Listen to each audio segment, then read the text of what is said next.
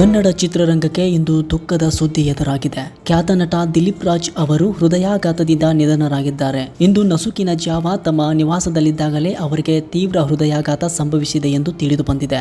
ತಕ್ಷಣವೇ ಅವರನ್ನ ಆಸ್ಪತ್ರೆಗೆ ಕರೆದೊಯ್ಯಲಾಯಿತು. ಅಷ್ಟರಲ್ಲೇ ಅವರು ಕೊನೆ ಉಸಿರೆಳೆದಿದ್ದಾರೆ.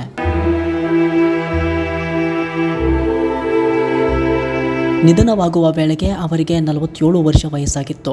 ದಿಲೀಪ್ ರಾಜ್ ಅವರ ನಿಧನ ಸುದ್ದಿ ತಿಳಿಯುತ್ತಿದ್ದಂತೆ ಕನ್ನಡ ಚಿತ್ರರಂಗದ ಅನೇಕ ಕಲಾವಿದರು, ತಾಂತ್ರಿಕರು ಹಾಗೂ ಅಭಿಮಾನಿಗಳು ಸಂತಾಪ ಸೂಚಿಸುತ್ತಿದ್ದಾರೆ. ಸಾಮಾಜಿಕ ಜಾಲತಾಣಗಳಲ್ಲಿ ಹಲವರು ಅವರೊಂದಿಗೆ ಕಳೆದ ನೆನಪುಗಳು ಹಂಚಿಕೊಂಡು ದುಃಖ ವ್ಯಕ್ತಪಡಿಸುತ್ತಿದ್ದಾರೆ. ದಿಲೀಪ್ ರಾಜ್ ಅವರ ಕನ್ನಡ ಸಿನಿಮಾಗಳು ಹಾಗೂ ಕಿರುತೆರೆಯ ಮೂಲಕ ಅಪಾರ ಜನಪ್ರಿಯತೆ ಗಳಿಸಿದ್ದರು. ತಮ್ಮ ಸಹಜ ಅಭಿನಯ ಮತ್ತು ವಿಭಿನ್ನ ಪಾತ್ರಗಳ ಮೂಲಕ ಪ್ರೇಕ್ಷಕರ ಮನಗೆದ್ದಿದ್ದರು. ವಿಶೇಷವಾಗಿ ಪುನೀತ್ ರಾಜ್ ಕುಮಾರ್ ಅಭಿನಯದ ಮಿಲನ ಚಿತ್ರದ ಮೂಲಕ ಅವರು ಹೆಚ್ಚು ಗುರುತಿಸಿಕೊಂಡಿದ್ದರು.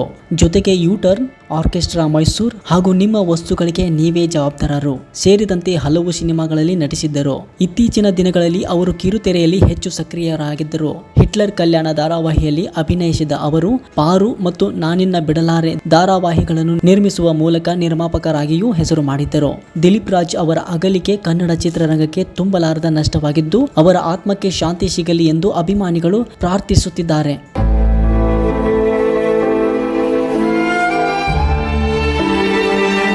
ಇನ್ನಷ್ಟು ಹೆಚ್ಚಿನ ಮಾಹಿತಿಗಾಗಿ ಸಪ್ತರ್ಷಿ ಟಿವಿ ಕನ್ನಡ ಯೂಟ್ಯೂಬ್ ಚಾನೆಲ್ ಅನ್ನು ಸಬ್ಸ್ಕ್ರೈಬ್ ಮಾಡಿಕೊಳ್ಳಿ.